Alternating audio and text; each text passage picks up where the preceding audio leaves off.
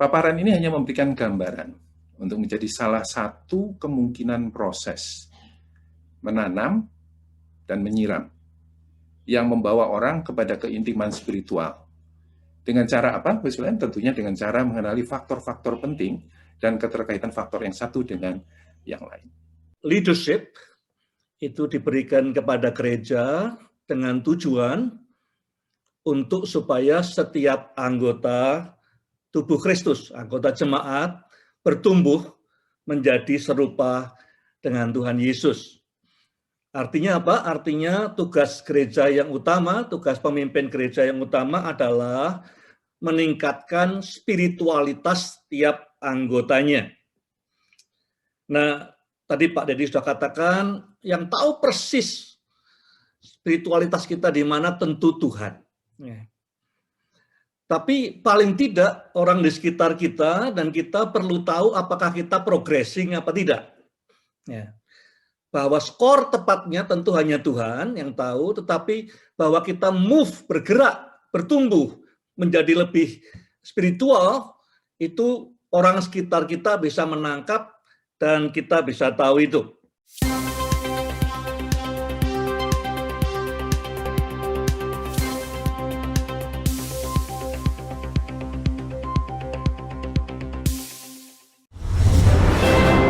Mari kita sambut pembicara kita, Dedi Tejakumara, Board Member Bilangan Research Center.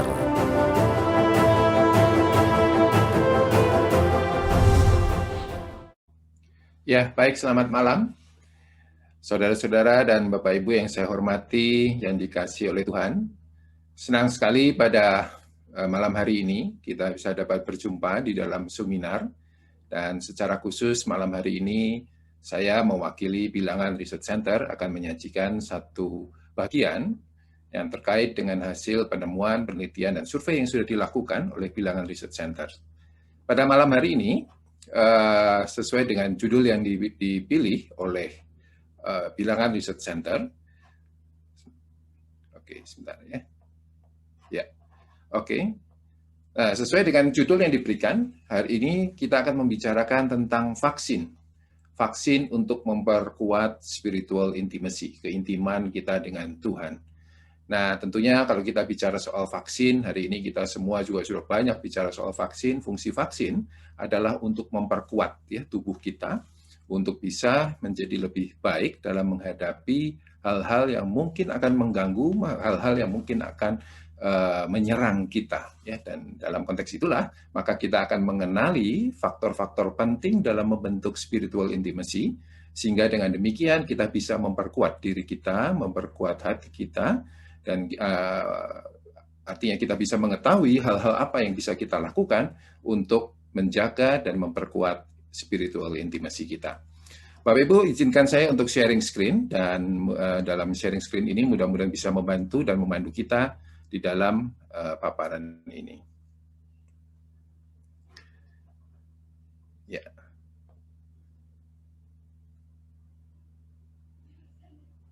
Oke. Bapak Ibu, sebelum saya memulai dengan topik pada malam hari ini, berdasarkan catatan yang diterima oleh Bilangan Research Center, hari ini ada sejumlah besar orang yang baru pertama kali mengikuti serial webinar ini. Dan untuk itu perkenankan saya untuk beberapa saat ke depan menjelaskan terlebih dahulu tentang penelitian yang dilakukan oleh Bilangan Research Center terkait dengan spiritualitas, agar Bapak Ibu yang mungkin baru pertama kali hadir di dalam seminar, dalam serial seminar ini, memiliki gambaran terlebih dahulu terhadap penelitian yang sudah dilakukan. Dan setelah itu saya akan masuk ke dalam topik kita pada malam hari ini. Jadi Bapak Ibu sekalian, ini sebagai suatu penyegaran juga bagi Bapak Ibu yang mengikuti seminar terdahulu, bahwa Bilangan Research Center dari tahun 2021 ini melakukan sebuah survei spiritualitas umat Kristen selama pandemi COVID-19. Bapak Ibu, desain riset ini adalah survei kuantitatif, dan ini menyasar populasi umat Kristen Indonesia di perkotaan. Dan pengumpulan data dilakukan secara online, dan sampel dikumpulkan dari berbagai koridor artinya secara geografis, aliran, usia, dan peran di gereja, ya, aktivis atau non-aktivis. Jumlah sampel yang diolah di dalam data ini adalah 1.137 responden, walaupun sebenarnya kami mendapatkan 2.778 responden. Namun, karena kami melakukan kontrol terhadap sampel sesuai dengan populasi, dengan gambaran populasi yang ada, sehingga dengan demikian sampel itu diharapkan bisa menjadi sebuah representasi yang lebih baik terhadap populasi, maka kami hanya menggunakan 1.137 responden. Margin of error, sekalian, yang ada dalam survei ini ada 2,9%. Nah, berikutnya Bapak Ibu, ini adalah gambaran tentang profil responden yang kami dapatkan melalui survei ini berdasarkan usia. Baby boomers 56 tahun ke atas, ya, itu 10,2%. 40 sampai 55 yang kita kenal seringkali dengan generasi X 29,3%. Milenial usia 24 hingga 39 sebanyak 38,1%. Dan Gen Z 15 sampai 23 adalah 22,4. Kurang lebih Bapak sekalian ini menggambarkan profil generasi yang ada di Indonesia. Sedangkan untuk aliran gereja, untuk Pantekosta dan Karismatik 33,6%, Injili 26,4%, dan mainstream 40%. Berdasarkan koridor geografis, Jabodetabek 20,6%, Jawa 21,3%, Sumatera 25%, Kalimantan 5,6%, Sulawesi 14,1%, Bali, Nusa Tenggara 5,9%, dan Maluku, Papua 7,6%. Sekali lagi Bapak Ibu, gambaran ini adalah gambaran yang mendekati gambaran tentang sebaran populasi umat Kristen di perkotaan, ya, di Indonesia. Baik Bapak Ibu, mudah-mudahan ini memberikan gambaran tentang apa yang kami lakukan. Beberapa hasil riset terkait dengan indeks spiritualitas dan sebagainya sudah disampaikan pada kesempatan webinar yang pertama. Dan pada webinar yang kedua ini, kita akan mencoba memperdalam beberapa topik. Secara khusus, malam hari ini kita akan mendiskusikan, memikirkan tentang keintiman bersama Tuhan, spiritual intimacy. Baik Bapak Ibu, sebelum kita masuk ke dalam paparan tentang riset dan penemuannya, saya ingin mengajak kita semua berangkat dari satu titik yang sama. 1 Korintus 3 ayat 5 hingga ke 6. Jadi apakah Apolos, apakah Paulus, pelayan-pelayan Tuhan yang olehnya kamu menjadi percaya, masing-masing menurut jalan yang diberikan Tuhan kepadanya. Aku menanam, Apolos menyiram, tetapi Allah yang memberi pertumbuhan. Bapak Ibu, mudah-mudahan ini juga menjadi titik berangkat kita ketika kita melihat riset ini, melihat hasil dan analisisnya, bahwa ketika kita berbicara soal pertumbuhan rohani, ketika kita bicara tentang keintiman dengan Tuhan, sebenarnya itu menjadi sebuah bagian yang tidak bisa terpisahkan dari karya Tuhan itu sendiri. Karena itu Bapak Ibu, paparan ini tidak bermaksud untuk memberikan gambaran sempurna tentang bagaimana keintiman spiritual itu terbentuk. Kami juga tidak berintensi untuk memberikan sebuah resep jitu, apalagi resep tunggal satu-satunya untuk membangun keintiman spiritual. Paparan ini hanya memberikan gambaran untuk menjadi salah satu kemungkinan proses menanam dan menyiram yang membawa orang kepada keintiman spiritual. Dengan cara apa? Tentunya dengan cara mengenali faktor-faktor penting dan keterkaitan faktor yang satu dengan yang lain.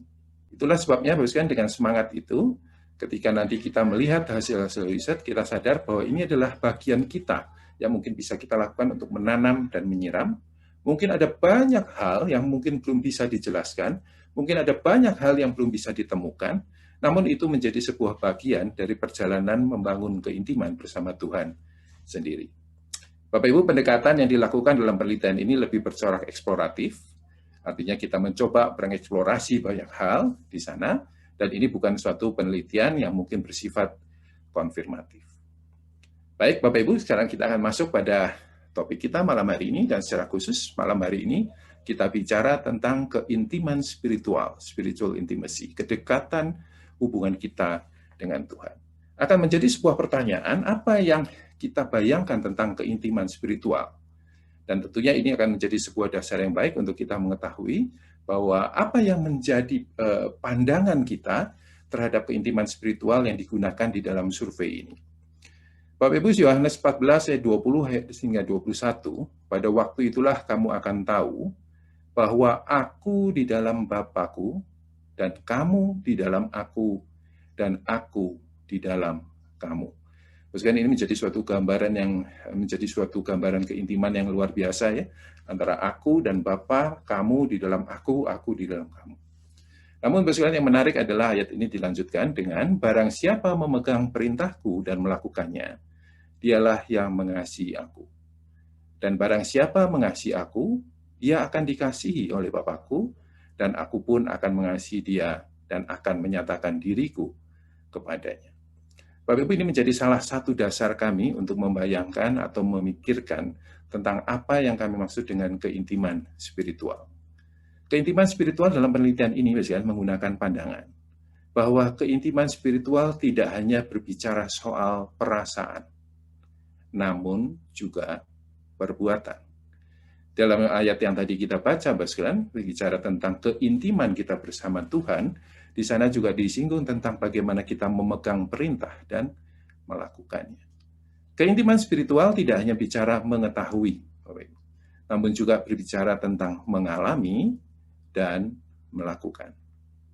Dengan dasar inilah, Bapak Ibu, kami mencoba untuk memberikan sebuah kerangka kerja di dalam melihat spiritualitas dan hubungan dekat dengan Tuhan menjadi 3 bagian, yaitu kognitif, itu adalah bagian untuk mengetahui, afektif, itu adalah bagian untuk mengalami, dan konatif, itu adalah bagian untuk melakukan.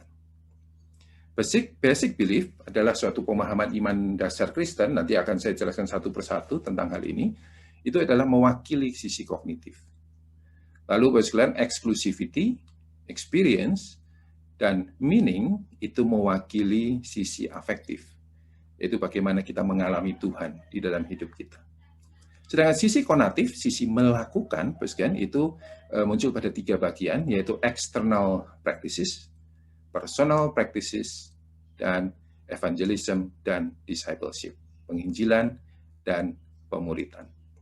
Nah, berikut ini akan saya berikan gambaran tentang masing-masing definisi ya, kalau boleh dikatakan sebagai definisi atau menjadi sebuah deskripsi dari masing-masing elemen atau dimensi yang tadi sudah disampaikan.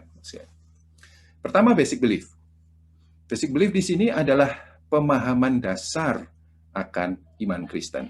Ya, beberapa pemahaman dasar yang mendasar dari iman Kristen itu kita kelompokkan di dalam basic belief. Ya. Itu yang juga nanti akan kami ukur dalam survei ini, yaitu seberapa jauh mereka memiliki pemahaman dasar iman Kristen yang baik dan benar. Exclusivity. Nah, exclusivity ini mungkin adalah sebuah label yang seringkali juga menimbulkan salah pengertian, namun dalam riset kami, exclusivity ini boleh dideskripsikan sebagai penghayatan akan keunikan iman Kristen. Sehingga kita bisa berpegang teguh pada iman karena kita memahami betul iman Kristen kita, dan iman Kristen kita adalah sesuatu yang unik, sesuatu yang unik ya artinya. Dan itu yang kami gunakan label exclusivity. Lalu experience. Experience adalah pengalaman hidup rohani. Dalam pertobatan, di dalam relasi kita dengan Tuhan, di dalam hasrat kudus, kehausan kita akan Tuhan. Di situ juga kita berbicara tentang perubahan hati untuk menjadi hati yang lebih lemah lembut, dan pengalaman dalam memberikan dampak kepada lingkungan sekitar kita. Ini semua masuk di dalam kelompok yang kita sebut dengan experience. Berikutnya adalah meaning. Meaning adalah kebermaknaan hidup. Kebermaknaan hidup yang dicerminkan dalam beberapa hal, yaitu citra diri, tujuan hidup yang diubahkan, prioritas hidup yang juga diubahkan, cara berpikir, dan motivasi. Nah, ketiga hal ini tentunya menjadi satu bagian yang tadi disebut sebagai bagian dari afektif atau mengalami. Dan bagian berikutnya, 3 hal lagi adalah bagian yang terkait dengan konatif. Artinya sesuatu yang sifatnya lebih tampak, perilaku, sesuatu yang sifatnya adalah action ya di sana. Yang pertama adalah external practices. External practices yang kami ukur di dalam survei ini adalah kesetiaan melakukan kegiatan yang terlihat ya, Bapak sekalian, kegiatan terlihat yang pada umumnya bersifat komunal seperti ibadah minggu dan pelayanan di gereja. Nah, itu yang kita sebut dengan external practices. Sedangkan personal practices, Bapak sekalian, adalah sebuah intensitas atau kesetiaan kita dalam melakukan kegiatan personal dan privat seperti saat teduh, perenungan Alkitab pribadi, dan sejenisnya.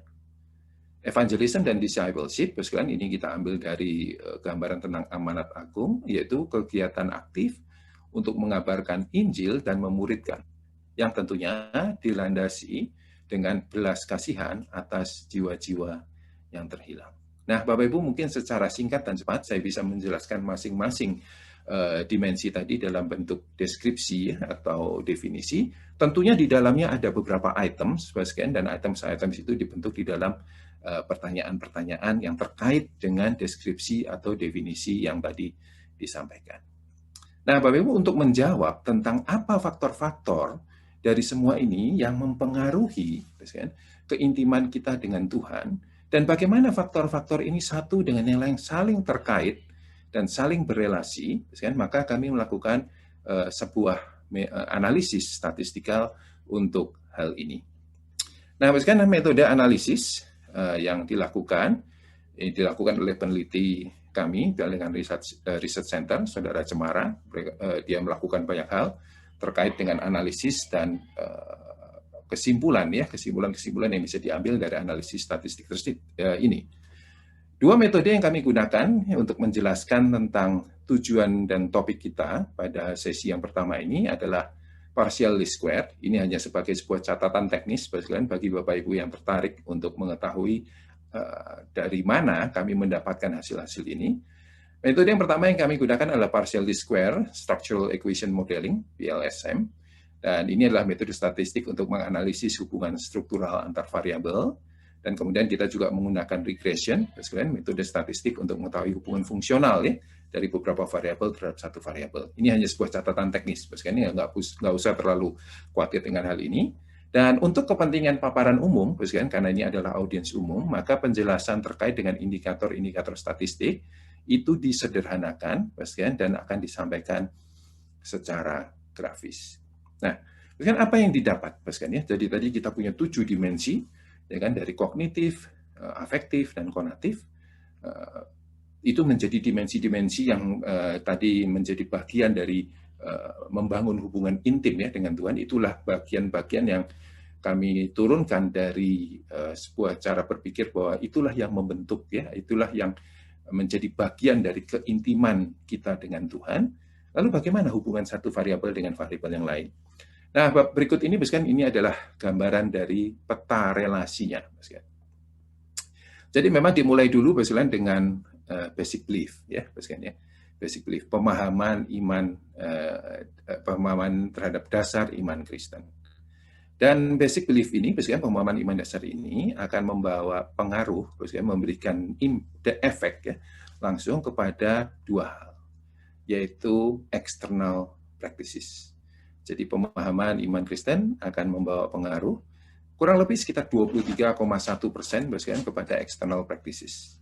Selain itu, basic belief juga memberikan dampak, memberikan efek kepada penghayatan dia terhadap keunikan iman Kristen, exclusivity, sekitar kurang lebih 26,3% kalau kita mendasarkan diri pada analisis statistik. Sementara itu, external practices sendiri juga memberi dampak kepada penghayatan akan keunikan iman Kristen sebesar kurang lebih 23%. Jadi ini adalah relasi, pemahaman secara kognitif itu akan membawa dampak kepada kesetiaan kita untuk melakukan external practices, ibadah, pelayanan, dan sebagainya, dan juga membawa dampak kepada penghayatan kita akan keunikan iman Kristen kita. Sementara itu, ibadah itu sendiri juga memberikan dampak kepada penghayatan akan keunikan iman Kristen kita. Selanjutnya, external practices itu membawa dampak, memberikan efek yang cukup besar ya, 48,3% kepada personal practices. Nah, tentunya Bapak Ibu, kalau Bapak Ibu melihat hal-hal seperti ini, tentunya akan ada pertanyaan ya, kok cuman segitu angkanya? Nah, itu menunjukkan sebenarnya masih ada faktor-faktor lain ya, yang membentuk external practices, membentuk exclusivity, membentuk personal practices di sana, namun memang mungkin belum teridentifikasi melalui survei ini. Ya. Nah, namun dari faktor-faktor yang sudah teridentifikasi, inilah hasilnya. Ya. Jadi external practices, ibadah, pelayanan, itu memberikan efek yang cukup besar juga ya, cukup berdampak juga kepada perilaku kita di dalam personal practices, ya kan, pada praktek-praktek untuk saat teduh, membaca Alkitab pribadi dan sebagainya. Nah, ini tentunya menjadi sebuah catatan juga ya, bahwa ibadah dan pelayanan itu ternyata menjadi sebuah faktor yang juga akan menentukan personal practices kita. Seringkali mungkin kita berpikir bahwa ada dua hal yang berbeda, misalnya external practices dan personal practices. Lalu kemudian kita memilih mana yang lebih penting, di sana ya. Namun sebenarnya di dalam riset ini kita boleh disadarkan bahwa keduanya itu saling terkait dan saling juga memberikan pengaruh. Terutama external practices memberikan pengaruh kepada personal practices, ya. Nah, external practices, perlu diingat tadi bahwa ini adalah kegiatan-kegiatan yang tampak di gereja seperti ibadah dan pelayanan dan sebagainya. Dan perlu juga diingat bahwa biasanya kegiatan-kegiatan yang tampak di gereja dan sebagainya bersifat komunal, ya. Jadi bukan hanya tampaknya, tapi kita juga melihat esensinya bahwa ini adalah sebuah kegiatan komunal.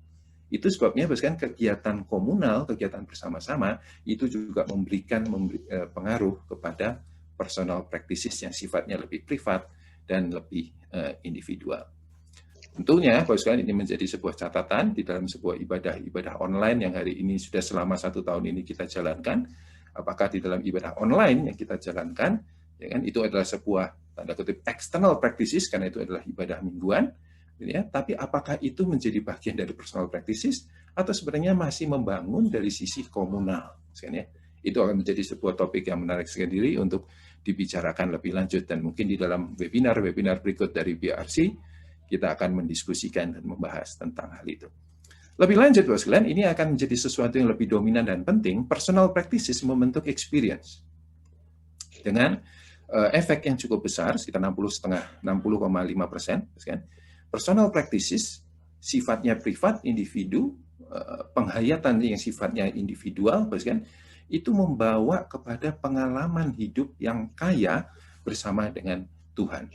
Termasuk di dalamnya ada pertobatan, relasi, perubahan hati, dan sebagainya. Ya, jadi ini menjadi sebuah catatan juga penting, kan, ya, 60,5%. Dan experience ini, kan, membawa dampak kepada kebermaknaan hidup. Jadi, Bapak sekalian, kalau di dalam konteks ini, maka orang yang kemudian mengalami perubahan dalam tujuan hidupnya, dalam prioritas hidupnya diubahkan, ini adalah orang-orang yang juga mengalami pengalaman hidup bersama dengan Tuhan. Dan pengalaman hidup bersama dengan Tuhan itu, Bapak sekalian, menjadi dikontribusikan salah satu dengan porsi yang cukup signifikan dari personal practices. Nah, meaning inilah, Bapak sekalian, yang kemudian membawa dampak kepada sesuatu yang sifatnya mungkin lebih besar daripada itu, ya, sesuatu yang sifatnya lebih keluar dan bukan hanya bicara tentang diri ke dalam, yaitu ketika kita bicara tentang penginjilan. Dan di dalamnya juga ketika kita bicara dalam konteks ini, kita bicara dalam amanat agung, kita juga bicara soal pemuritan.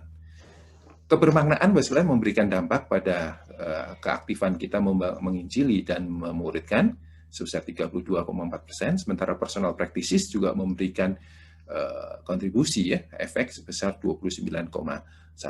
Dengan demikian, maka memang kita bisa mengatakan bahwa dalam konteks kita menginjili atau memuridkan masih ada banyak faktor-faktor lain yang mempengaruhi, namun kebermaknaan hidup, ya kan, dan personal practices juga memberikan kontribusi pada keaktifan seseorang, keaktifan orang Kristen untuk melakukan penginjilan dan pemuritan.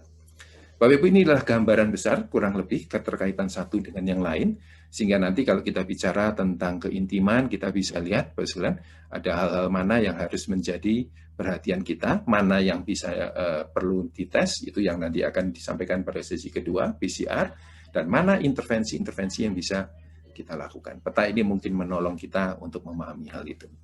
Nah, lebih lanjut, Bapak sekalian, ini menjadi sebuah gambaran. Kalau tadi digambarkan kembali kepada piramida di awal, kurang lebih gambarnya seperti ini ya. Ini menggambarkan tadi basic belief mempengaruhi external practices, exclusivity, external practices mempengaruhi juga exclusivity, external practices mempengaruhi personal practice mempengaruhi experience mempengaruhi meaning, dan meaning mempengaruhi evangelism dan discipleship. Bapak Ibu mungkin akan ada pertanyaan, bahwa ini tampak seperti linear. Yes, kami tidak menutup kemungkinan bahwa sebenarnya yang terjadi adalah suatu proses yang sifatnya looping, saling mempengaruhi dengan yang lain. Namun di dalam keterbatasan metode statistik, kami hanya bisa melakukannya secara linear. Dan mudah-mudahan walaupun dengan keterbatasan itu, kita bisa mendapatkan insight yang cukup, yang bisa menolong kita untuk meningkatkan spiritual intimacy kita. Pertanyaannya Bapak sekalian adalah, apakah dalam hal itu ketika tadi kita melakukan survei, kita juga melakukan survei dari tingkat pendidikan, usia, dan sebagainya, apakah gambaran-gambaran yang tadi Bapak sekalian sama untuk setiap segmen ya yang kita lakukan? Secara umum Bapak sekalian tidak ada perubahan, Bapak sekalian ya. Gambaran itu secara umum sama, Bapak sekalian. Namun memang ada beberapa hal ya yang berbeda, dan itu yang kami sampaikan. Secara khusus ketika kita bicara pada pendidikan pasca sarjana, magister dan doktoral, memang hubungan antara external practices dan exclusivity tidak bisa kita simpulkan. Tadi di dalam gambar umumnya ada ya, external practices mempengaruhi penghayatan akan keunikan iman Kristen kita, namun di dalam pendidikan pasca sarjana, mereka yang berpendidikan tinggi, hal itu belum bisa dapat disimpulkan. Kemungkinan adalah rasionalitas dan keterbukaan pemikiran mereka, yaitu menjadi salah satu penyebab mengapa intensitas external practices tidak berdampak langsung pada penghayatan keunikan iman Kristen. Ya, artinya rasionalitas dan keterbukaan pemikiran mereka mungkin mempengaruhi hal itu. Yang kedua, Bapak sekalian, ada perbedaan, Bapak sekalian, dan ini mungkin juga perlu menjadi perhatian kita. Justru yang pada banyak perubahan justru di generasi baby boomers ya. Mohon maaf itu di atas 56 tahun ya di sana. Dalam gambaran ini, Bapak sekalian, belum bisa disimpulkan ada hubungan antara basic belief dan external practices, basic belief terhadap exclusivity, dan external practices kepada exclusivity. Padahal itu adalah hubungan yang tadi kita temukan. Tapi dalam baby boomers hal itu tidak bisa disimpulkan demikian. Maksudnya tidak cukup bukti secara statistik untuk kita bisa mengatakan hal itu terjadi. Nah, namun ini menjadi sebuah catatan, karena survei ini dilakukan pada saat pandemi, di mana external practices dan pelayanan di gereja yang mungkin biasanya dilakukan oleh mereka juga, itu dilakukan sebagian besar atau bahkan seluruhnya lewat online. Nah, tidak adanya efek pada basic belief, external practices, dan exclusivity, kemungkinan terjadi karena memang pada kondisi pandemik ini, intensitas external practices dari generasi ini turun secara drastis karena masalah akses. Misalkan, di data yang kami lakukan di sana, ketika ada pertanyaan tentang berapa banyak dari Anda yang tidak pernah kebaktian hari Minggu selama beberapa bulan terakhir ini, maka porsi baby boomers adalah versi yang paling besar dibandingkan dengan kelompok usia yang lain. Itu sebabnya ini menjadi sebuah perhatian. Jika memang hubungan itu adalah hubungan yang saling mempengaruhi, dan kemudian generasi yang pada umumnya generasi tua ini tidak bisa melakukan external practices karena hambatan akses dan sebagainya, maka ini menjadi PR buat kita untuk kita perhatikan bersama, bahwa di tengah-tengah online, kebaktian online ini jangan sampai ada sebuah segmen, ada sebuah kelompok umat Tuhan yang seolah-olah menjadi terabaikan ya. Kita tidak bermaksud mengabaikan mereka, namun mungkin terabaikan karena masalah akses dan sebagainya ya. Ini salah satu kemungkinan mengapa di generasi baby boomers gambaran ini tidak muncul. Nah, sekarang saya akan masuk pada bagian-bagian terakhir ya, dan untuk kemudian akan Bapak Ibu akan mendapatkan banyak hal yang lebih detail dari sesi Pak Bambang tentang tes PCR. Nah, Bapak Ibu, ini adalah suatu peta relasi. Yang menjadi pertanyaan adalah kadang-kadang kita membutuhkan sebuah tes untuk melihat kondisi diri kita. Nah, saya menggunakan metafor, kami menggunakan metafor seperti orang melakukan tes kesehatan di lab kesehatan.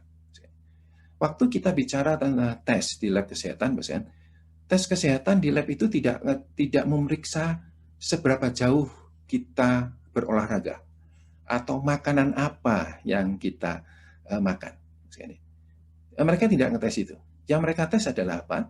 Bagaimana kondisi di dalam tubuh kita, yang tentunya mungkin dipengaruhi oleh olahraga dan makanan itu tadi, gitu ya. Tapi yang dia tes adalah di dalam, yang tidak terlihat itu, misalnya. Karena itu kita tes lemak, kita tes yang lain, misalnya. Lemak itu mungkin dipengaruhi oleh makanan, lemak itu mungkin dipengaruhi juga oleh olahraga, misalnya. Tapi tes laboratorium itu tidak mengetes makanan dan olahraganya. Yang mereka tes adalah bagaimana kandungan lemak di dalam darah kita, misalnya. Nah, sehingga dalam tes ini juga sama, misalkan ya, kita tidak ngetes personal practice-nya, external practice-nya, misalkan, tapi yang menjadi tes, kalau ini diumpamakan seperti lab test adalah hal-hal yang tidak kelihatan. Nah, Bapak Ibu, di dalam konteks ini, misalkan akan terlihat ya, bahwa tadi kita kelihatan ada 3 hal yang penting sebenarnya, misalkan ya, personal practices, experience, dan meaning. Itu kalau Bapak Ibu lihat dalam konteks ini, itu adalah 3 dimensi yang sangat memegang peranan penting di dalam membangun keintiman hidup bersama Tuhan. Namun personal practices itu adalah seperti makanan tadi, adalah sesuatu yang kita lakukan, sesuatu yang bisa kita atur, sesuatu yang bisa kita tanda kutip intervensi, sehingga ketika kita membicarakan tes, sebenarnya kita tidak tes itunya, tapi tes adalah apa yang tidak kelihatan, yang ada di dalamnya. Nah, tentunya dalam konteks ini ada beberapa hal yang bisa kita tes. Itu sebabnya dalam konteks kita memeriksa kehidupan spiritual kita, kedekatan kita dengan Tuhan, spiritual intimacy, kita akan mengenalkan PCR ya. Nah, PCR itu datang dari mana? Yaitu 3 hal yang bisa kita tes ya, yang merupakan dampak, merupakan sesuatu yang tidak, tanda kutip, tidak bisa kita intervensi, bisa kita pengaruhi tapi kita tidak bisa intervensi langsung. Yaitu di experience, meaning, dan satu lagi adalah outcome-nya, yaitu evangelism dan discipleship. Nah, tentunya kalau kita melihat semua experience, kita melihat aspek-aspek meaning, kita melihat aspek-aspek evangelism, maka tes itu akan menjadi sesuatu yang rumit. Itu sebabnya kemudian kami mencoba mencari apa yang paling penting di masing 3 dimensi yang menjadi pengukuran kita ini, yang signifikan, yang kontribusinya paling besar, sehingga dengan titik itu, kita bisa memberikan gambaran yang lebih utuh. Sebagai contoh, kalau kita mau tes lemak di dalam darah kita, itu ada banyak ukuran nih, untuk tes lemak itu sendiri banyak loh. Tapi tentunya kan tidak kita lakukan semua ya. Jangan-jangan yang kita tes cuma hanya kolesterol, yang lainnya tidak. Karena kita cukuplah itu untuk bisa memberikan sebuah gambaran ya. Kalau mau lebih teliti, ya tes semua, tapi itu jelas membutuhkan waktu dan tenaga, dan kalau lab ya tentunya menjadi biaya. Nah, kita mencari titik-titik krusial yang penting. Dan kami menemukan 3 hal. Dalam experience, kita akan mengangkat 1 variabel, yaitu passion. Di dalam meaning, kita bicara soal resolve atau komitmen. Dan dalam evangelism dan discipleship, kita bicara soal compassion. Ini adalah items-items yang penting di dalam kelompok experience yang kami anggap bisa mewakili gambaran tentang experience, meaning, dan evangelism serta discipleship. Sekali lagi, external practices, personal practices, itu tidak diukur dalam hal ini karena itu adalah intervensi kita. Jadi seperti begini loh, kalau kolesterolnya tinggi harus apa? Harus diet. Nah, dietnya itu ada di personal practice mungkin, gitu ya. Harus olahraga, nah itu mungkin ada di external practices. Kalau kita pakai analogi seperti itu, ya. Nah, itu sebabnya kami mengukur, experience, meaning, evangelism, dan discipleship. Nah, kenapa passion, resolve, dan compassion? Salah satu alasan adalah bahwa ketiga hal ini adalah 3 hal yang cenderung bersifat personal dan tidak bias dipengaruhi oleh faktor yang lain. Passion adalah sesuatu istilah untuk melihat rasa haus akan Tuhan. Compassion itu adalah belas kasihan atas jiwa-jiwa yang terhilang. Resolve menjadikan pertumbuhan rohani menjadi prioritas. Nah, ini menjadi sebuah titik dikatakan tidak bias, adalah begini. Belas kasihan atas jiwa-jiwa yang terhilang itu murni datang, sebagian besar murni datang dari kita. Tapi kalau kita bicara soal penginjilan, jangan-jangan penginjilan itu juga dipengaruhi oleh faktor yang lain. Saya punya jiwa yang haus dan sebagainya, tapi penginjilan jadi sulit karena ada sebuah kondisi. Ya, nah, jadi kita mencoba indikator-indikator yang tidak bias tadi, sekalian ya. Passion, rasa haus akan Tuhan, compassion, dan resolve, menjadikan pertumbuhan ini menjadi prioritas. Di sisi lain, sekalian, kami mencoba melihatnya melalui regression, dan ketiga hal ini kalau dikaitkan dengan persepsi responden ya terhadap hubungan yang dekat dengan Tuhan, ketiga hal ini sudah berkontribusi sebanyak 68,7%. Jadi dengan demikian kita bisa dengan lebih yakin mengatakan bahwa tiga hal ini adalah tiga hal penting untuk menjadi sebuah ukuran ya di dalam spiritual intimacy kita. Tentunya passion datang dari experience, compassion datang dari evangelism dan discipleship, dan resolve datang dari meaning ya. Kita turunkan dari dimensi-dimensi besar. Baik, Bapak sekalian, dengan demikian maka kesimpulan apa yang bisa kita dapat dari ini? Beberapa hal, Bapak sekalian. Pertama yang mungkin secara mudah bisa kita lihat, personal practices, experience, dan meaning adalah tiga dimensi penting, Bapak sekalian, di dalam membangun kedekatan dengan Tuhan. Tentunya ketika kita mendefinisikan kedekatan dengan Tuhan dalam definisi yang utuh, seperti yang dijelaskan di awal tadi. Personal practices adalah intervensi utama. Intervensi utama dalam pengertian itulah yang menjadi sebuah titik yang harus kita perhatikan. Bahwa personal practices dipengaruhi external practices, yes. Tapi kita mengatakan personal practices adalah intervensi utama yang dapat kita upayakan untuk meningkatkan kedekatan dengan Tuhan dalam definisi yang utuh. Sekali lagi, bahwa dikatakan intervensi utama berarti bukan satu-satunya, ya kan? Kami percaya bahwa ada faktor-faktor lain untuk mempengaruhi hal tersebut, namun Bapak sekalian mempengaruhi experience misalkan, tapi karena kontribusinya sudah hampir 60%, maka bisa dikatakan ini menjadi sesuatu yang perlu mendapat perhatian. Passion menjadi bagian dari experience, compassion menjadi bagian dari evangelism, discipleship, dan resolve yang menjadi bagian dari meaning adalah tiga hal personal, yang seperti yang tadi barusan dijelaskan, yang penting dalam membentuk kedekatan dengan Tuhan. Bapak sekalian, saya berikan catatan akhir, Bapak sekalian, yang menjadi sebuah sikap kita menyikapi hasil-hasil seperti ini. Bapak Ibu, kalau kita bicara indikator-indikator statistik, tentunya indikator-indikator statistik ini bisa diperdebatkan apakah memuaskan atau tidak. Secara statistik kita bisa memperdebatkan itu. Namun dari hal itu, kita sadar bahwa mungkin masih ada variabel-variabel yang belum teridentifikasi, yang seharusnya kalau teridentifikasi membuat penjelasan-penjelasan secara rasional statistik menjadi sesuatu yang lebih baik. Itu bisa menjadi feedback dan akan menjadi sebuah perbaikan untuk penelitian selanjutnya. Namun bisa juga bahwa variabel-variabel itu tidak bisa kita identifikasi dan kita tidak temukan. Kenapa? Karena yang kita ukur ini hanya bagian dari menanam dan menyiram. Ada bagian di mana Tuhan bekerja yang mungkin kita tidak bisa temukan. Nah, tentunya dengan sikap itulah kita bisa menanggapi sikap itu adalah sikap positif dalam menyikapi hasil-hasil survei seperti ini, bahwa memang ada bagian-bagian yang mungkin belum bisa dijelaskan atau tidak bisa dijelaskan. Namun marilah kita berkonsentrasi pada hal yang bisa kita lakukan, karena memang tugas kita adalah menanam dan menyiram. Tuhan memberkati. Terima kasih.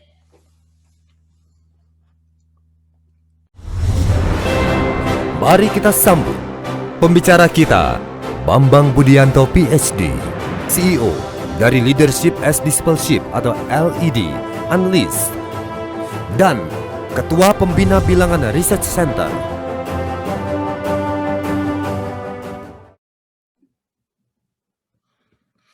Selamat malam, Bapak, Ibu, dan saudara sekalian.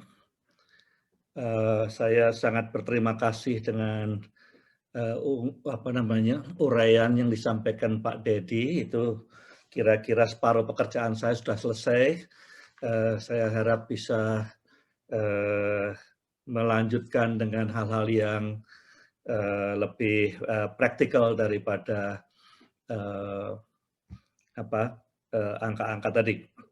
Nah, sebelum saya mulai, saya diingatkan ayat firman Tuhan di Efesus pasal 4 ayat 11 sampai 16. Saya tidak akan bacakan, tapi saya hanya ingin sampaikan bahwa leadership itu diberikan kepada gereja dengan tujuan untuk supaya setiap anggota tubuh Kristus, anggota jemaat, bertumbuh menjadi serupa dengan Tuhan Yesus. Artinya apa? Artinya tugas gereja yang utama, tugas pemimpin gereja yang utama adalah meningkatkan spiritualitas tiap anggotanya. Nah, tadi Pak Dedi sudah katakan, yang tahu persis spiritualitas kita di mana tentu Tuhan. Ya.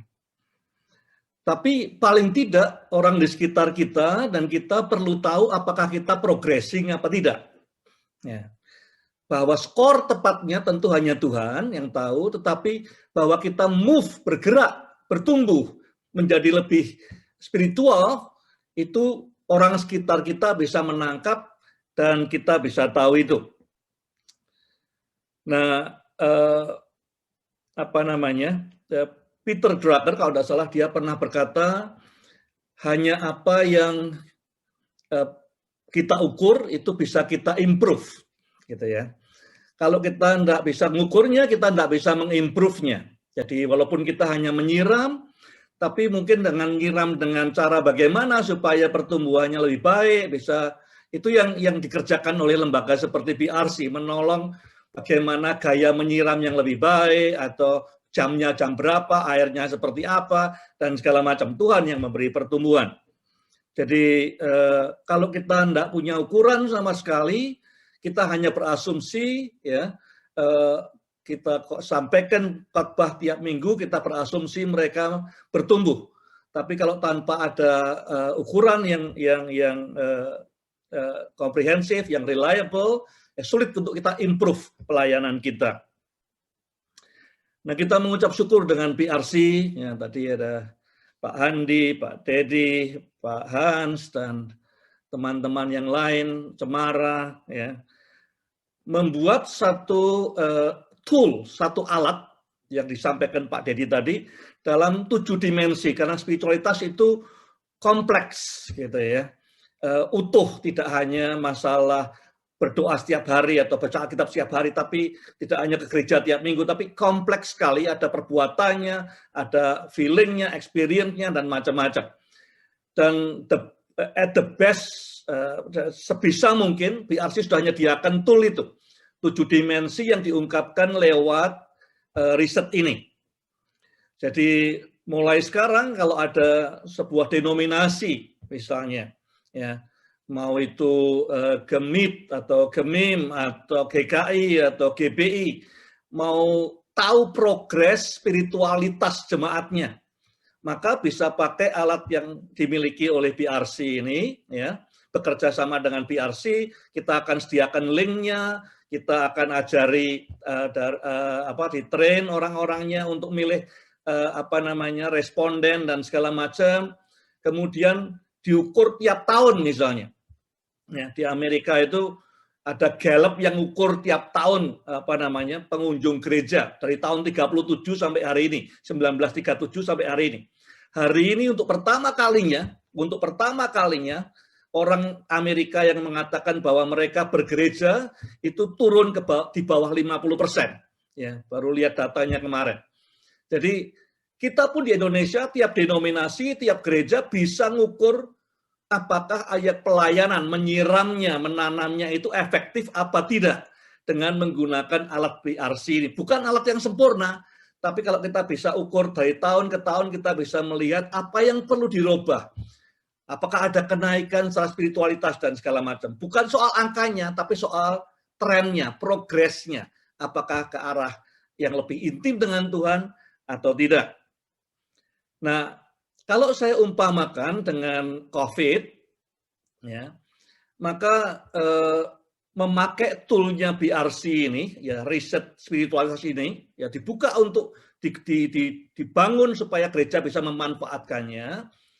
Ini adalah seperti tes PCR. Kalau COVID itu tes PCR tidak bisa di rumah, tidak bisa dikerjakan sendiri, ya, harus lewat klinik atau rumah sakit, ya, tapi tidak bisa dikerjakan sendiri. Yang bisa dikerjakan sendiri, kalau orangnya betul-betul mau belajar dan memahami, ya tes antibody atau tes antigen, itu mungkin bisa.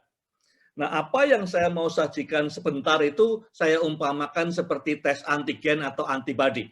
Tiap orang Kristen bisa reflektif melihat dirinya ini kondisinya bagaimana, sehat atau tidak, seperti checking pulse, tekanan darah dan segala macam. Ya. Sedangkan kalau mau komprehensif, lebih total, ya perlu kerjasama dengan PRC untuk mengerjakan semua survei ini di gereja atau di sinode atau bagaimana. Saya akan menggunakan slide, jadi itu pengantar saya. Saya akan menggunakan slide untuk menjelaskan apa yang saya mau sampaikan. Jadi sekali lagi kalau saudara tertarik ya, gereja sinode ingin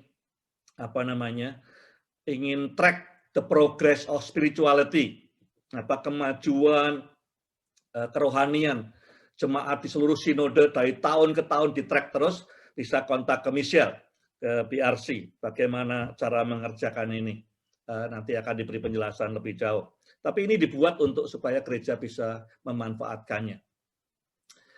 Oke,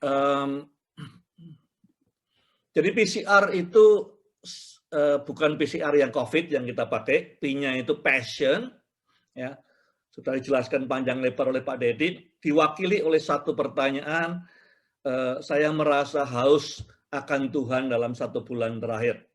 Sudah dijelaskan bahwa ini kita ambil yang pertanyaan yang paling tidak bias, ya, sehingga bisa lebih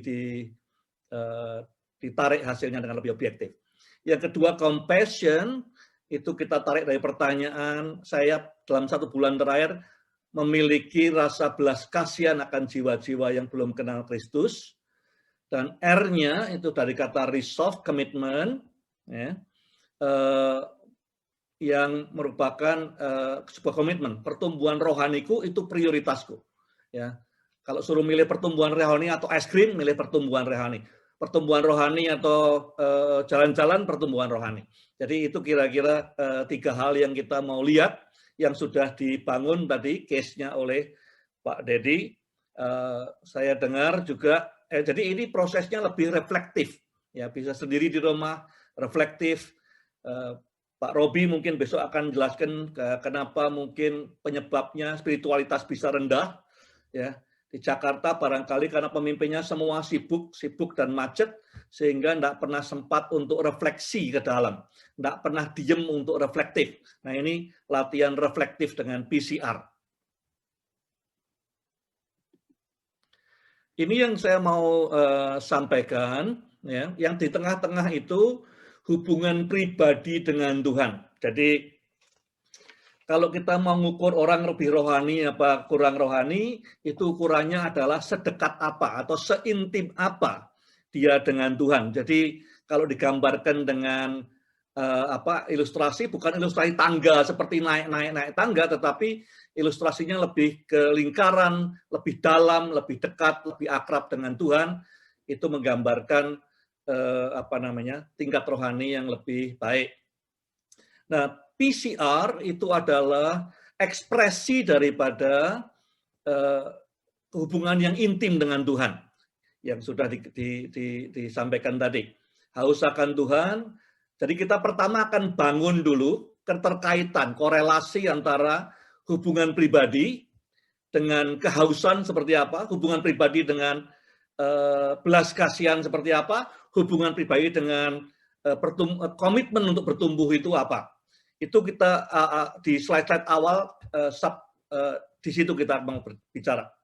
Kemudian kita mau lihat setelah itu dibangun lingkaran yang besar, kita mau lihat apakah ini ada hubungannya dengan dampak keluarnya.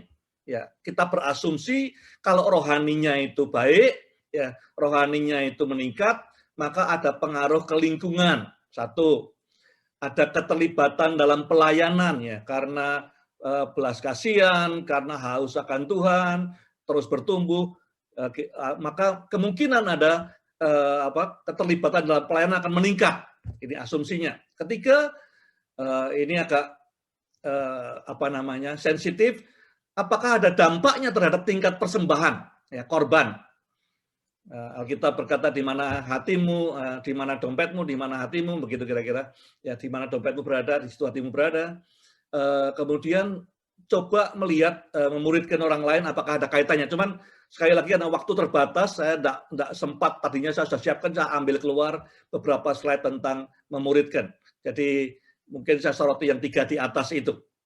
Kemudian yang sebelah kiri, seperti tadi banyak hal yang mungkin mempengaruhi soal PCR ini, soal kehausan, soal belas kasihan, soal prioritas. Bisa aja itu intervensi Roh Kudus, lawatan Roh Kudus.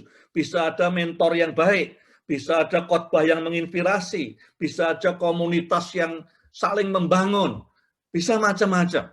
Ya, cuman saya mau lihat satu hal. Jadi ini bukan merupakan satu-satunya ya penyebab linier, tapi bisa saja timbal baik. Saya akan melihat satu aspek yang saya rasa penting, yaitu persekutuan keluarga. Artinya, apakah persekutuan keluarga atau orang-orang responden yang punya persekutuan keluarga cenderung memiliki kehausan yang lebih tinggi, belas kasihan yang lebih banyak, dan komitmen yang lebih dalam untuk pertumbuhan rohaninya. Jadi kira-kira ini yang mau dibahas dalam 15-20 menit mendatang.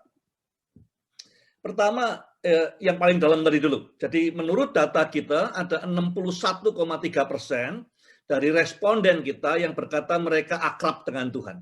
Ya. Yang so-so 33%, ya. Kemudian yang mengatakan tidak akrab dengan Tuhan, nggak tahu memusuhin atau gimana, tapi tidak akrab, jauh dari Tuhan 5,1%. Nah sekarang saya mau masuk ke yang pertama tadi, ekspresi yang pertama dari keintiman, P yang pertama yaitu kehausan, passion. Kalau kita berdiri sendiri, kita dari responden ini 52% kira-kira berkata sangat haus akan Tuhan. Haus itu artinya ingin selalu ketemu Tuhan, selalu butuh Tuhan, mengharapkan Tuhan, ingin dekat dengan Tuhan, ya, dan segala macam. Jadi haus akan Tuhan 52%. Dan begitu kita gabungkan dengan, kita cross-step dengan hubungan pribadi dengan Tuhan, maka kita lihat ya dari 100% orang yang berkata dekat dengan Tuhan, 64,7 diantaranya merasakan kehausan yang luar biasa. Jadi dari 52 yang tadi sendirian digabungkan dengan keintiman dengan Tuhan naik jadi 64,7. Tapi yang penting juga saya ingin sudah membandingkan antara balok yang di sebelah kanan ya 64,7 dengan 34,5. Saya akan sebutkan hal-hal yang signifikan korelasinya yang di atas 20 poin. Menurut ukuran saya akan sangat penting. Ini 34 dengan 64 saya kira gap poinnya tinggi sekali antara yang sangat akrab dengan Tuhan dengan yang jauh dari Tuhan. Yang sangat akrab ya mengatakan 64,7%, 2/3 mengatakan haus terus akan Tuhan, pengen terus ketemu Tuhan. Yang kedua, belas kasihan. Kita tanya siapa yang dalam sebulan terakhir sering merasa berbelas kasihan buat jiwa-jiwa yang belum mengenal Kristus. 59% berkata seperti itu. Terus kita cross-step dengan hubungan pribadi dengan Tuhan, keintiman dengan Tuhan. Dari mereka yang intim dengan Tuhan, yang dekat dengan Tuhan, maka angkanya jadi 70%. Dari semua yang intim, 70% seringkali merasa haus akan Tuhan. Bandingkan dengan 27%. Ini 43 point difference bedanya dengan mereka yang jauh dari Tuhan. Jadi sekali lagi, dua slide ini tadi dan sekarang ini membuktikan bahwa ini betul-betul ekspresi yang kuat daripada keintiman dengan Tuhan. Yang ketiga, itu orang yang berkata prioritas hidupku adalah bertumbuh dalam Tuhan. Ya. Suruh milih bertumbuh dengan kesempatan jalan-jalan ke luar negeri, milih bertumbuh. Bertumbuh dengan yang lain, aktivitas yang lain, milih bertumbuh. 65% berkata prioritas hidupnya adalah pertumbuhan rohaninya. Terus kita cross-step dengan keakraban dengan Tuhan, hubungan pribadi dengan Tuhan. Maka kita lihat dari 65 naik ke 79. Ya, dari orang-orang 100% orang yang mengatakan dekat dengan Tuhan, hampir 4 di antara 5 berkata prioritas hidupku adalah pertumbuhan rohaniku. Bandingkan dengan 24,1% di sebelah kiri, orang-orang yang jauh dari Tuhan. Jadi kita sudah bisa establish dan sudah dibuktikan dengan statistik juga tadi secara angka oleh Pak Dedi bahwa 3 hal ini, PCR ini adalah ekspresi yang paling kuat dari keintiman kita dengan Tuhan. Itu yang mau disampaikan. Nah, poin kedua kita mau lihat dampaknya. Apakah PCR yang mewakili atau ekspresi daripada keintiman dengan Tuhan itu punya dampak terhadap lingkungan. Ya. Jadi pertanyaannya selama sebulan terakhir punya dampak kepada lingkungan sekitar kita. Ada 56% orang dari responden kita berkata ya, sangat sering hidup saya jadi memberi dampak pada lingkungan. Lalu kita cross step itu dengan rasa haus akan Tuhan, dari 56 tadi menjadi 62%. Ya.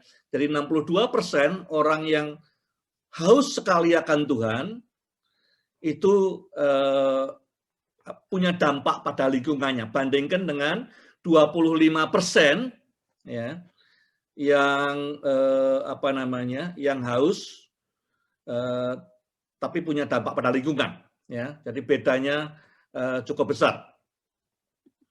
Yang berikutnya lagi kita lihat tentang bagaimana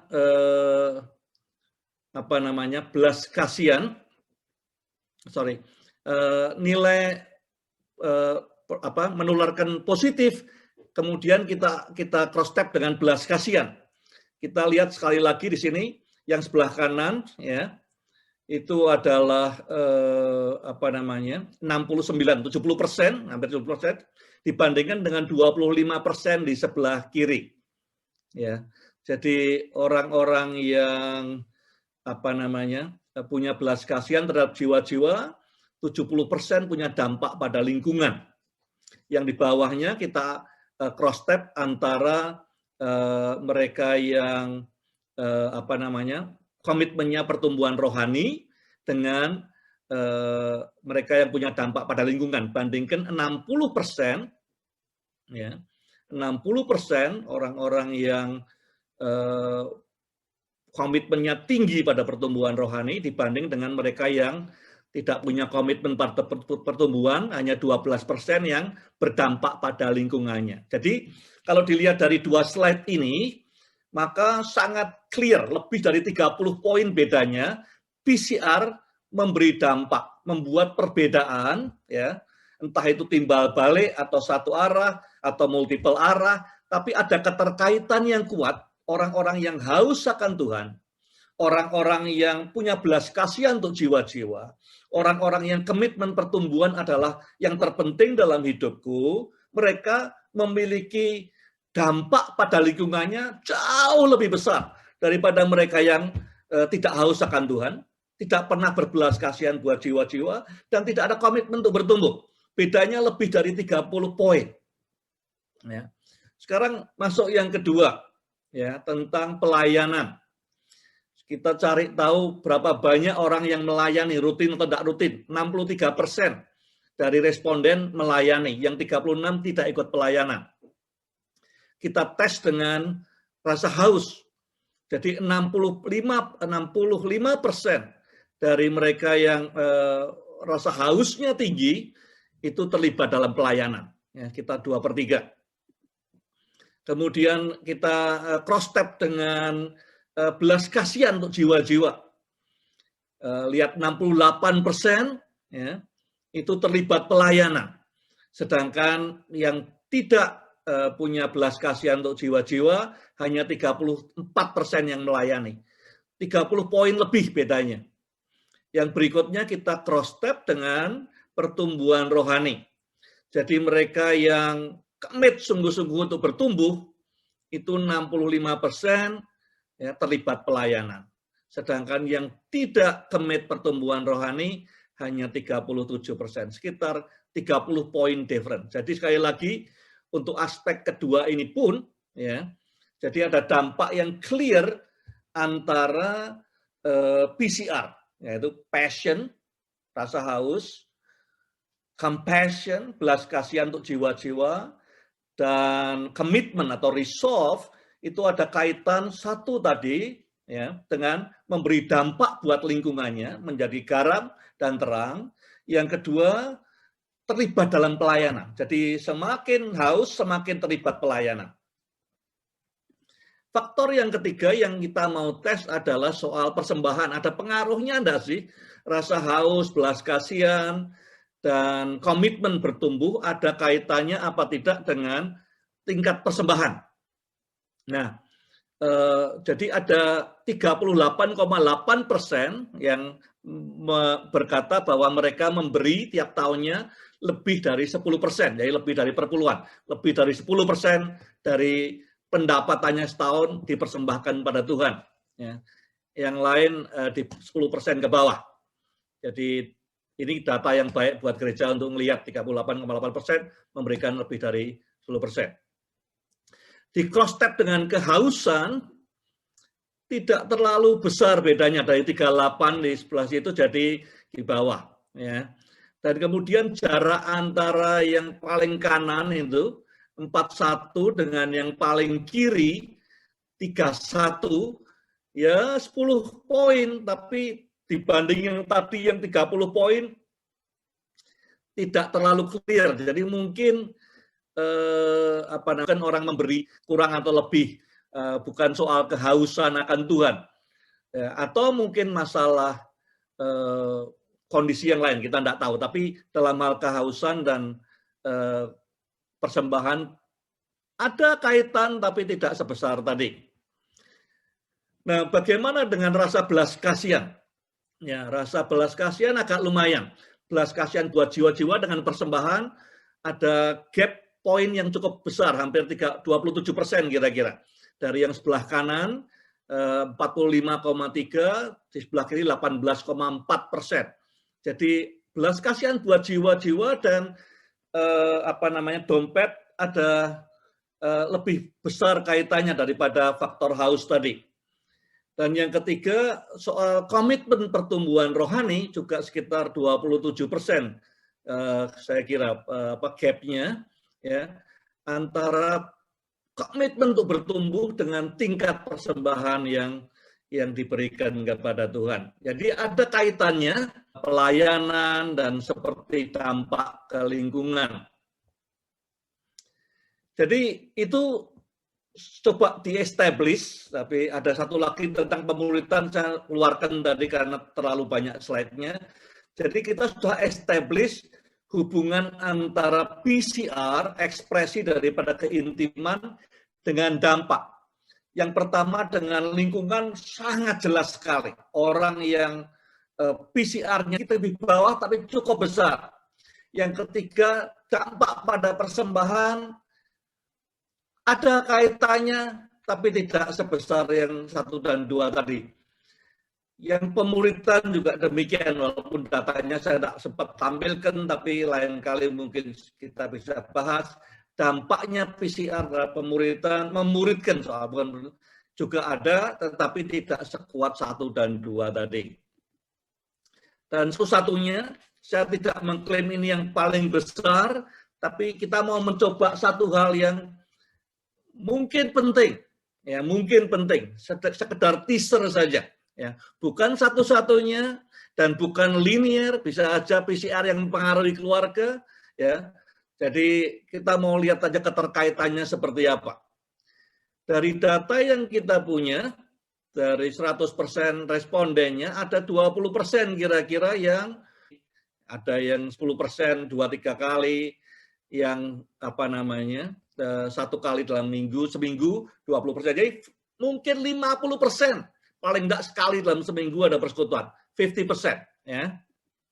Nah kita adu sekarang dengan rasa haus akan Tuhan.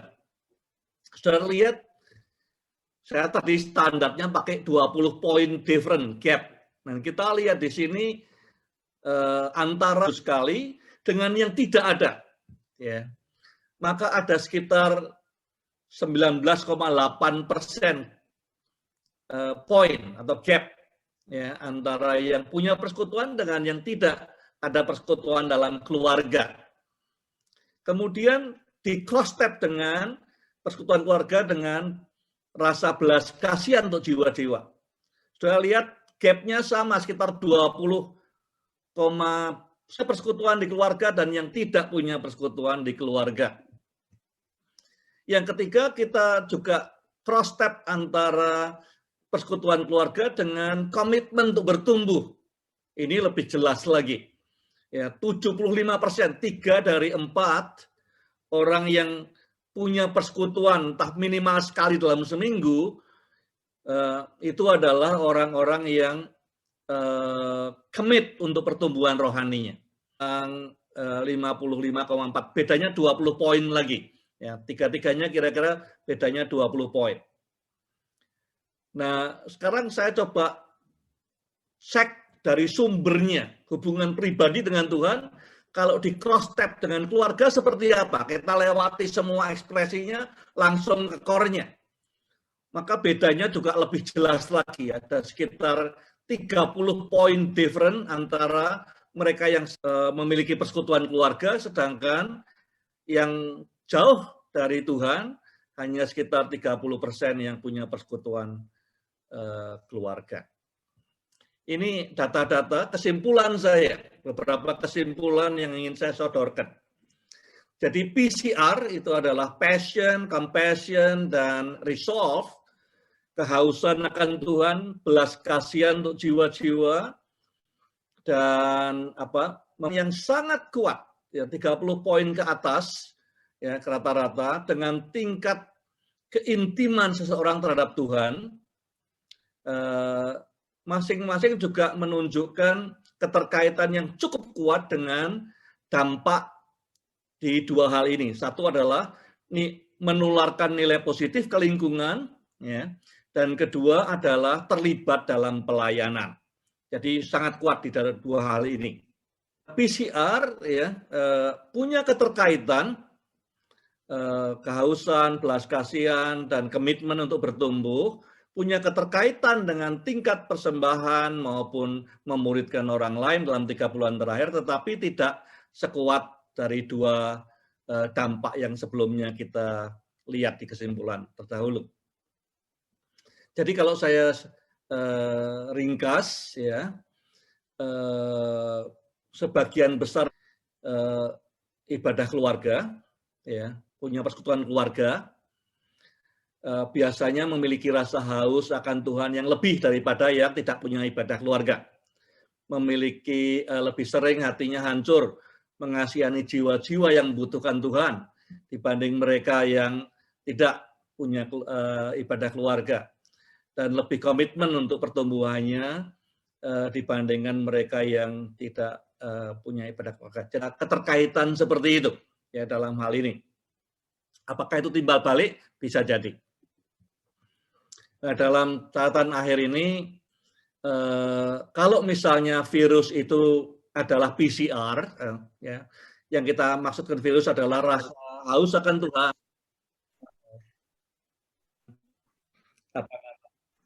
belas kasihan, dan komitmen, maka semakin besar virusnya, semakin besar dampaknya. Ini slide saya terakhir. Saya sodorkan tool sederhana buat setiap pribadi. Ya, tes ini untuk diri sendiri, bukan untuk dipamerkan orang lain, dan bukan untuk melamar kerjaan atau untuk CV saudara. Ini hanya pribadi masing-masing. Hari ini 1 dari 10 kehausan saya katakan bagaimana, belas kasihan bagaimana, dan pertumbuhan bagaimana. Jadi ini tools yang saya pakai sendiri. Pulse saya setiap hari, dan juga saudara mungkin bisa memakai. Terima kasih. Terima kasih juga Pak Bambang dan Pak Dedi untuk pemaparannya yang sudah memberikan pencerahan bagi kami semua untuk lebih memahami tentang spiritualitas, hasil spiritualitas, survei spiritualitas, khususnya mengenai keintiman dengan Tuhan. Sekarang sudah masuk banyak pertanyaan. Panitia sudah menseleksi, ada beberapa pertanyaan yang saya akan sampaikan kepada Pak Bambang dan Pak Dedi. Yang pertama kelihatannya ini untuk Pak Bambang ya. Saya bacakan sekaligus dua pertanyaan. Yang pertama, keintiman dan Tuhan itu yang dites dengan PCR test, apakah juga bisa dikatakan apabila negatif itu berarti sudah warning bahwa kita tidak berkenan kepada Tuhan? Sekaligus yang kedua, ini untuk Pak Dedi, tampaknya ada perjalanan panjang seseorang ke dimensi meaning. Apakah yang saya dapati ini benar? Artinya pertumbuhan rohani itu bukan sekejap. Terima kasih, silakan. Mungkin Pak Bambang dulu, silakan. Ya, terima kasih buat pertanyaannya. Jadi kalau kita misalnya, saya di rumah setiap hari punya alat untuk ngetes tekanan darah. Tujuannya untuk tahu kondisi saya sehat apa tidak sehat. Demikian juga PCR yang rohani atau keintiman ini, ya, dengan cara bertanya, sejauh mana kita ini haus akan Tuhan, sesering apa kita merasakan belas kasihan untuk orang-orang yang belum kenal Tuhan, dan sedalam apa komitmen kita untuk bertumbuh. Jawaban itu pertama, untuk membuat strategi pertumbuhan. Ya, kedua, ya, kita perlu refleksi. Kalau misalnya kita sudah lama tidak bertumbuh, kita tidak merasakan haus pada Tuhan, ya, kita tidak merasakan belas kasihan, something was wrong. Ada sesuatu yang salah, yang kita perlu cari tahu. Kita perlu berdoa, kita ngomong dengan mentor, ya. Jadi sulit untuk memantau apakah di bawah 5 itu berarti Tuhan tidak berkenan. Saya kira tujuannya alatnya bukan itu. Ya, tujuan alatnya adalah supaya kita disadarkan kita sudah waktunya untuk bertumbuh lagi. Kita dalam kondisi yang yang kurang sehat, sehingga perlu disehatkan lagi. Saya kira jawaban saya seperti itu. Tidak menunjukkan bahwa Tuhan bikin judgment. Kalau nilainya di bawah 5 itu artinya kita tidak berkenan. Ya, tetapi ini adalah refleksi ke dalam apa yang missing, ya, daripada keintiman saya dengan Tuhan. Jadi yang penting adalah keakraban dengan Tuhan bisa dilihat dari 3 aspek tadi. Itu yang saya dorong untuk dikerjakan sering-sering. Terima kasih. Terima kasih Pak Bambang. Silakan Pak Dedi. Ya, baik. Saya pikir ini suatu pertanyaan yang baik ya. Secara prinsip memang kalau kita bicara tentang pertumbuhan rohani atau spiritual intimacy memang membutuhkan waktu ya. Mungkin itu tidak sekejap. Waktunya apakah panjang atau pendek, memang kita tidak bisa tetapkan ya di sana. Tapi saya bayangkan tadi mungkin pertanyaan terkait dengan tadi bahwa ada beberapa variabel sebelum mencapai pada meaning ya, begitu, dan itu memberikan sebuah gambaran perjalanan yang cukup panjang. Nah, bisa jadi Pak, itu adalah suatu perjalanan panjang, tapi bisa juga waktu itu tidak, artinya kita tidak bisa tahu ya panjangnya. Karena misalkan saya berikan gambar itu tadi bukan external practices harus sampai pada titik tertentu baru yang pindah ke personal practices. Personal practices sampai pada level tertentu baru pindah pada experience, pada level tertentu baru pindah pada ini. Kalau ini terjadi memang cukup panjang ya Pak ya, tergantung dari pengertian dari masing-masing variabelnya. Tapi bisa terjadi adalah seperti aliran Pak. External practices begitu jalan dia juga mengalir personal practices, mengalir experience, mengalir. Walaupun jumlahnya mungkin kecil tapi dia sudah mengalir. Jadi tidak berarti harus sampai penuh dulu baru pindah. Jadi kita juga menjadi dua. Dan disitulah mungkin Tuhan akan berperan. Kan masing-masing orang mempunyai jalur yang masing-masing.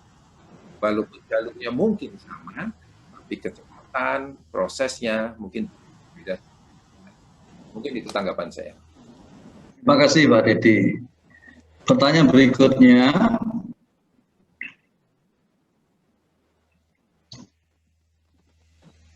saat pandemi semua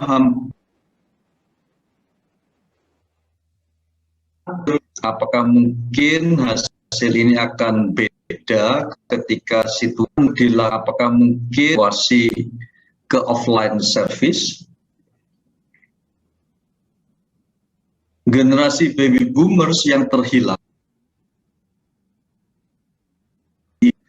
bagaimanakah diintervensi dalam praktikal intervensi dalam practices, bukan aksi dalam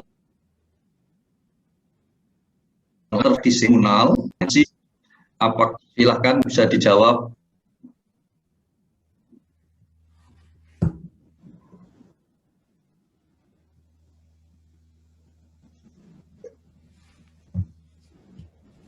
Silakan Mbak Dedi.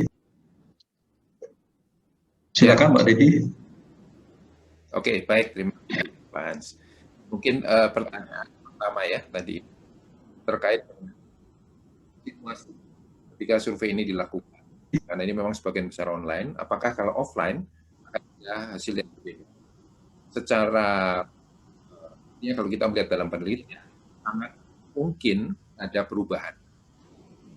Karena di dalam proses kita bertanya, kurun waktu, dalam 3 bulan, dalam 6 bulan terakhir, bagaimana Anda? Sebab pertanyaan yang tidak kurun waktu, mereka akan sulit ya untuk menjawab tentang hal itu. Nah, karena ada dimensi waktu, kan, maka situasi dalam dimensi waktu itu bisa saja kembali. Jadi saya pikir kalau ditanya apakah ada kemungkinan juga, ada kemungkinan itu. Ya. Lalu yang kedua, kaitannya dengan tadi, ya. Artinya ada di sana dikatakan eksternal yang memberi dampak kepada bisnis, padahal mereka mungkin mengalami kesulitan dalam akses ini. Apakah bisa digantikan? Saya menjawabnya bisa juga, bisa tidak, Pak. Gitu ya. Jadi saya memberikan metafornya. Kalau seandainya kita bicara penurunan berat badan, penurunan berat badan itu dipengaruhi oleh olahraga. Dan sekarang olahraganya nggak bisa. Nah, bagaimana untuk membuat berat badan kita tetap terjaga? Kita bisa menggunakan jalur lain yang lain. Hanya bisa menggantikan mungkin olahraga untuk mendapatkan efek yang sama.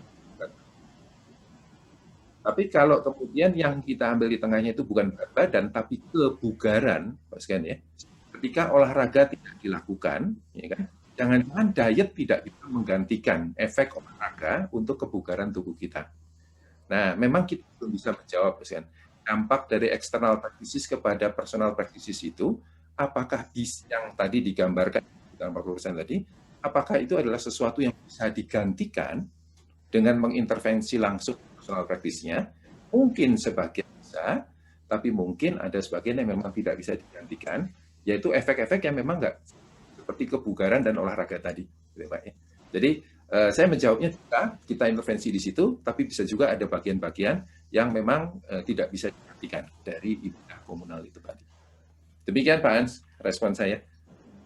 Terima kasih Pak Dedi. Pak Bambang mau sampaikan pandangan lebih lanjut? Saya tadi nggak terlalu dengar pertanyaan, tapi saya ingin nambahi satu hal saja. Alat yang kita dipakai PRC untuk mengukur spiritualitas, kalau hanya dipakai sekali mungkin kurang bermanfaat. Jadi yang mau kita capture bukan poin, tetapi perjalanannya, journey-nya. Karena kerohanian atau spiritualitas itu bukan seperti orang ngambil foto, tapi orang ngambil video. Ya, jadi bukan soal, misalnya saat ini di Indonesia spiritualitas kita 3,67 misalnya, it's meaningless. Kalau misalnya kita tidak ambil lagi tahun depannya lagi, tahun depannya lagi. Jadi kita tahu trennya, kita tahu movement-nya. Dan kemudian pertanyaan terakhir tadi bisa kita jawab dengan mengatakan kok beda tahun depan, apakah karena pandemi sudah tidak ada atau ada faktor yang lain? Ya. Jadi sekali lagi kita tidak boleh lihat spiritualitas atau pertumbuhan rohani sebagai satu titik snapshot, tetapi sebagai rangkaian dari sebuah perjalanan. Ya, jadi akan lebih bermanfaat kalau PCR maupun keseluruhan 7 dimensi spiritualitas ini dipakai untuk waktu yang berselang cukup lama untuk melihat trennya kemana. Dan tidak hanya itu, yang penting adalah untuk mengetahui faktor-faktor apa yang mempengaruhi perubahan itu. Kalau cuma kita ngetes tapi tidak ada intervensi yang berbeda, ya buat apa gitu kan. Jadi kita ngetes tahun ini misalnya poinnya 367, tahun depan 369, tahun depan lagi 331, tapi kita tidak ada intervensi apa-apa, maka sesungguhnya tidak banyak manfaatnya. Jadi kalau kita punya intervensi tertentu, jadi satu adalah melihat kurun waktunya, yang kedua apa yang mempengaruhi perubahan itu adalah nilai plusnya. Jadi jangan terjebak untuk lihat skornya, seperti waktu kita SD dulu, mau tahu hasilnya skornya berapa, bukan gitu. Tapi ini perjalanan yang perlu diketahui trennya dan penyebabnya yang buat kita naik, turun, belok kanan, belok kiri apa. Saya kira itu tambahan. Terima kasih Pak Bambang. Pertanyaan terakhir bisa dijawab oleh Pak Bambang maupun oleh Pak Dedi, silakan ya. Nanti setelah pertanyaan terakhir ini, saya juga persilahkan untuk menyiapkan satu closing statement baik dari Pak Bambang maupun Pak Dedi. Pertanyaannya adalah, saya ingin bertanya kepada kedua narasumber. Tampaknya pada riset 1 dan 2, entah yang mana ya, tampaknya pada survei ini tidak melihat variabel tradisi kekristenan di gereja-gereja tertentu seperti gereja mainstream. Padahal pada gereja-gereja mainstream faktor warisan kekristenan tradisional sangat berpengaruh terhadap spiritual umatnya. Bagaimana tanggapan kedua narasumber? Silakan mulai dari Pak Dedi dulu, terus Pak Bambang, setelah itu nanti closing statement Pak Dedi dan Pak Bambang. Begitu. Silakan Pak Dedi dulu. Ya, silakan Pak Bambang dulu, nanti saya melengkapi. Oh dulu, oke. Untuk pertanyaan terakhir, ya, sesungguhnya ada kita dalam penelitian ini kita bahkan ya variabel-variabel dikelompokkan gereja-gereja yang mainstream ada. Tadi Pak Dedi sudah menjelaskan ada 40% daripada responden dari mainstream. Ya, kemudian 30% dari Pantekosta karismatik, ya, 20 sekian persen dari kalangan Injili. Cuman memang fokus kita hari ini bukan lihat itu, tapi kalau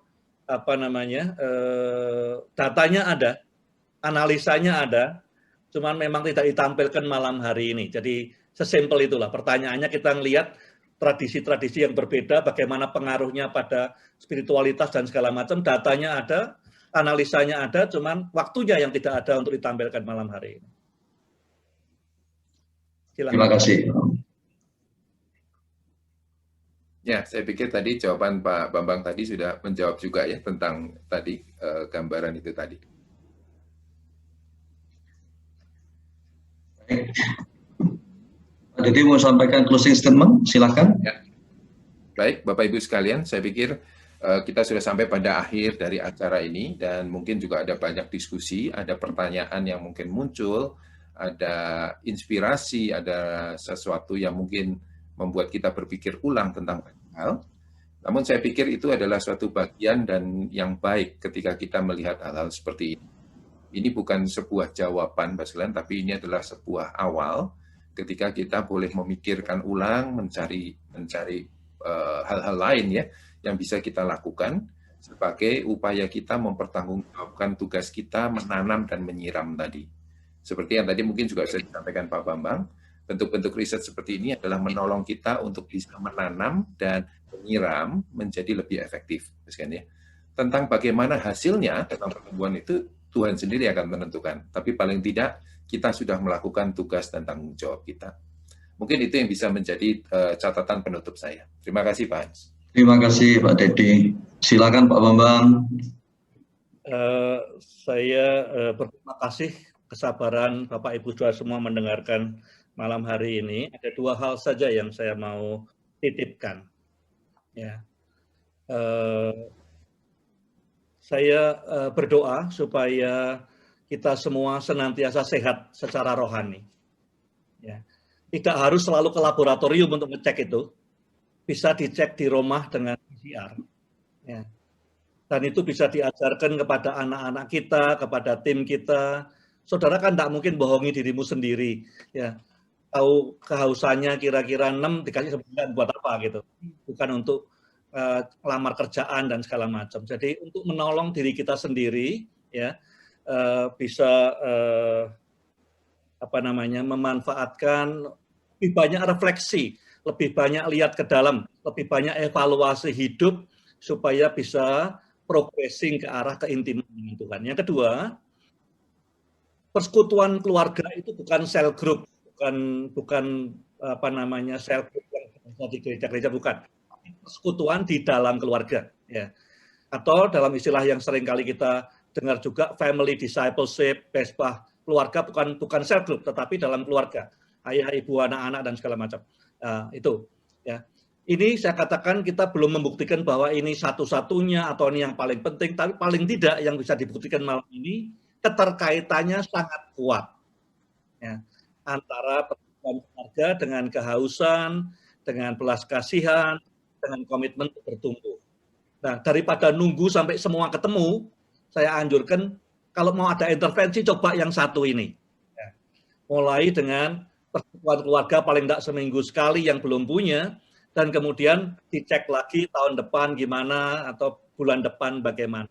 Sekali lagi, bukan satu-satunya, belum tentu yang paling besar, tetapi yang sudah dibuktikan adalah keterkaitannya cukup signifikan.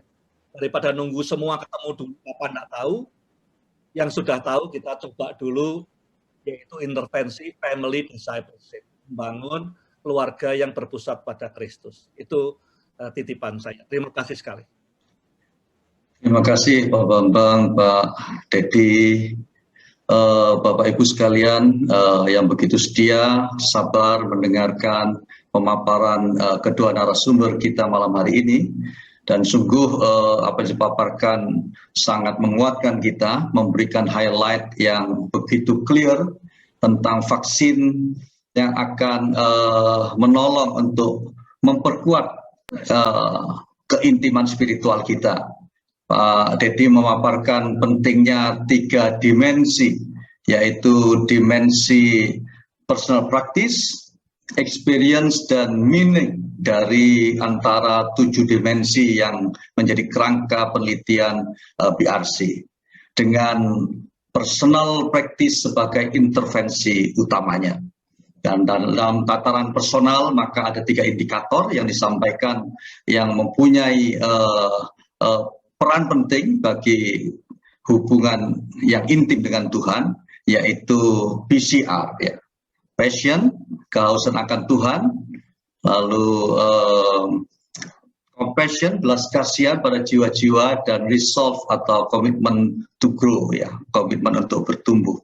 Dan kiranya dengan hadirnya PCR test menolong kita untuk melakukan refleksi ke dalam dan kemudian melakukan perbaikan-perbaikan sehingga pertumbuhan rohani jemaat yang kita layani akan semakin meningkat. Salah satu rekomendasi yang disukai oleh Pak Bambang adalah cobalah yang satu ini, yaitu adanya persekutuan keluarga yang menjadi indikasi penting bagi munculnya, meningkatnya passion, compassion, dan resolve. Tuhan memberkati.